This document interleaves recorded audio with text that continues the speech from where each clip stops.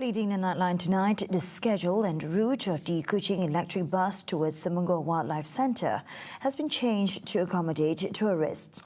Minister of Tourism, Creative Industry and Performing Arts, Dato Sri Abdul Karim Rahman Hamzah says the change was made so that they arrive in time for the orangutans feeding session, usually held at 10 a.m. and 3 p.m.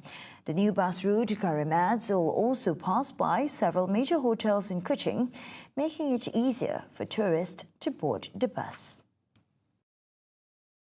Karena kita lihat pada jadual-jadual yang telah ditetapkan dahulu, ada sebahagian bas ini masa mengambilnya tidak dipenuhi oleh pelancong ataupun pelancong tidak menggunakan. Sebabnya adalah apabila sampai ke Semenggor orangutan, masa itu sudah lepas masa feeding time. Jadi kita kena ikut jadual tersebut supaya lebih ramai ataupun lebih banyak lagi bas itu disediakan pada waktu awal, karena feeding time dia ada 2 kali. Kalau tak silap saya, satu pukul 10, satu lagi pukul 3 ke pukul 4. Pukul 3 ke pukul 4. Currently, there are 4 electric buses on standby and no fares were charged. Additionally, Karim says the buses of the destination include the Sarawak Cultural Village in Damai, and the timing can be checked via the Kuching Metro's official website. As Sarawak's record-breaking revenue of 13.5 billion ringgit marks a new economic high, experts are calling for a closer look at how the gains are shared, warning that true prosperity must reach every corner of the state. Economist Azizul Amiluddin, Senior Fellow at the Malaysian Institute of Economic Research, praised the state's strategic direction while urging a focus on inclusive growth and preparedness for global risks. He framed Sarawak's achievement within a rapidly changing global economy driven by technology, AI, green energy, and shaped by challenges like climate change. On whether this growth benefits urban and rural communities equally, Azizul cautioned against relying on a single indicator. So technological factors such as AI, green technology, and also global challenges such as climate change affect not only people who live in major economic centers, but also people who live in Malaysia, Sarawak, and places such as Bario and Kanawit. In this context, I think the Sarawak government is doing the right thing in preparing the economy and its people for the future. Infrastructure programs, for instance, and support for education system will enable Sarawakians to fare better in a future where technology and competition will be the dominant factors in economic growth. Speaking of key economic indicators, I don't think there is a single indicator that could adequately represent inclusive growth, and we shouldn't be focused on just one metric. While acknowledging Sarawak's advantages in resources, land and political stability, he highlighted that governance and implementation of well-intentioned plans are also important. According to him, a healthy revenue stream provides for future Sarawakians as the Sarawak Sovereign Fund saves for future Sarawakians. Now, Sarawak is blessed with natural resources, land, political stability, and a population that seems to be ambitious for a better future for the state. Now, having said that, not all states or countries who are endowed with abundance in natural resources fare well economically. So an important aspect to economic growth is governance and implementation of well-intentioned plans. The Sarawak and federal government have been handling this shift towards greater state autonomy cordially so far. With Sarawak's robust growth coinciding with slower national GDP projections, Azizul clarified that differing mandates and resources make the RAC comparison complex. National GDP is expected to be slower in 2026 as the trade war effect may take hold and slow down the global economy. States in Malaysia, as I mentioned earlier, are endowed with different resources and face different challenges. As far as what other states can emulate from Sarawak, even if they're not endowed with abundance of natural resources or land, they should have a clear plan and commitment for the future.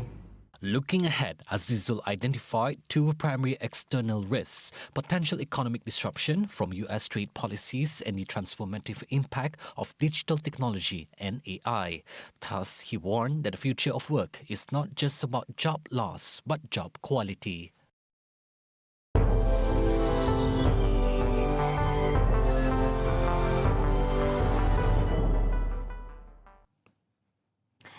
When we talk about fears surrounding artificial intelligence, job losses and ethics usually dominate the conversation. But far less attention is paid to the massive money machine powering the AI boom. RT correspondent Ilya Petrenko takes a closer look at what some critics call the industry's dark financial underbelly and why the numbers may not be as solid as they seem.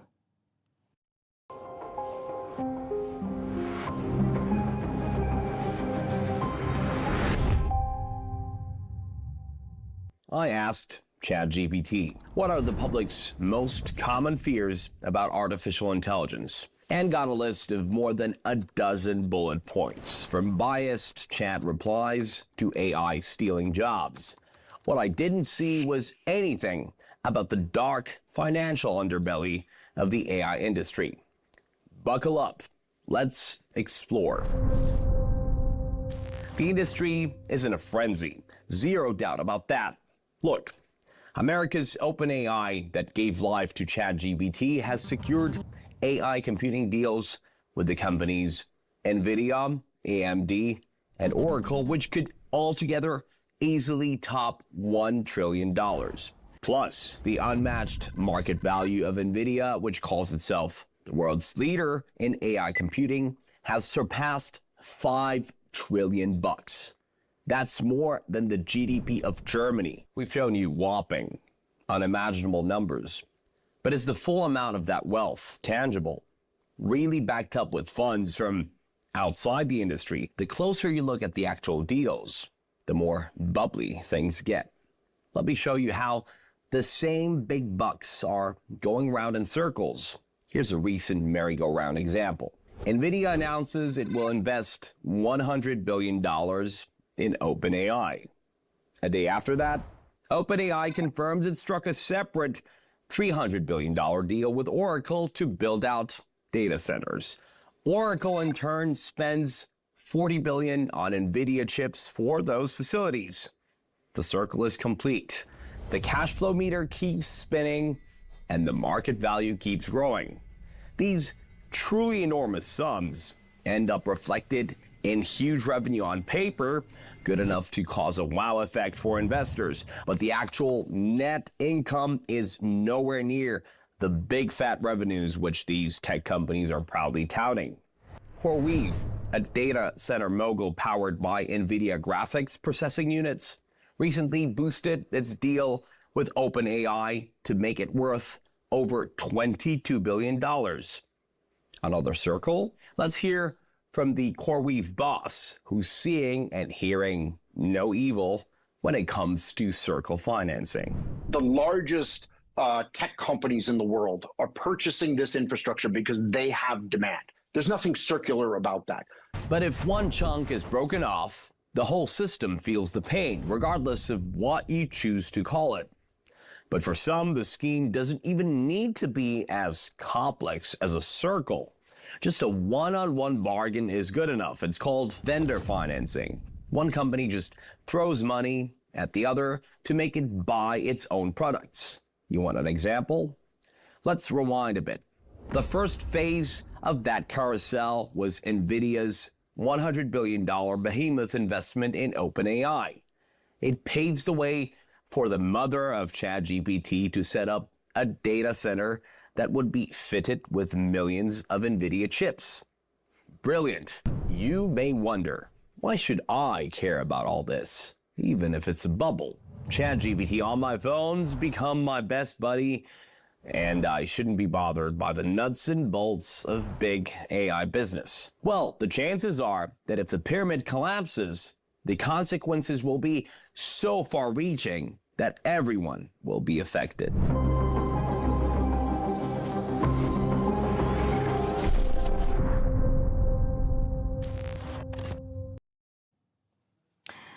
"86 people have been arrested in the United Kingdom after gathering at a London prison in support of a Palestine Action-linked activist on hunger strike and in a perilous condition who is being held there.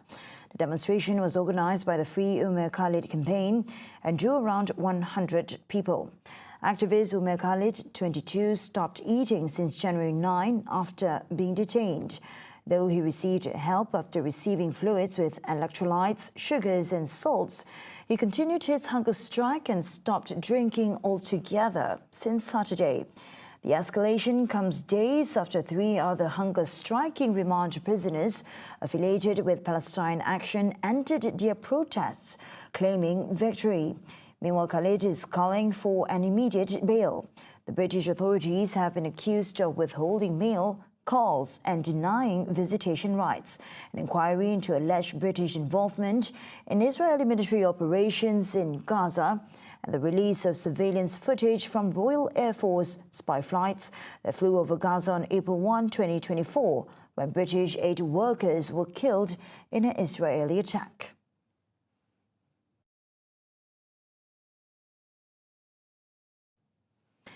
Meanwhile, no Malaysians were affected by a landslide in Kampong Pasir Kuning, located in West Bandung Regency, Indonesia. Wisma Putra in its media advisory states that the confirmation was made based on the latest information from the Indonesian authorities. Wisma Putra extends its deepest sympathies and condolences to the families of the victims affected by the tragedy and hopes for the smooth conduct of the ongoing search and rescue operations. The ministry also says that it will continue to monitor developments closely and provide updates as necessary. Malaysian citizens requiring consular assistance may contact the Embassy of Malaysia in Jakarta by telephone at +62 813 8081 3036 or via email at mwjakarta@kln.gov.my.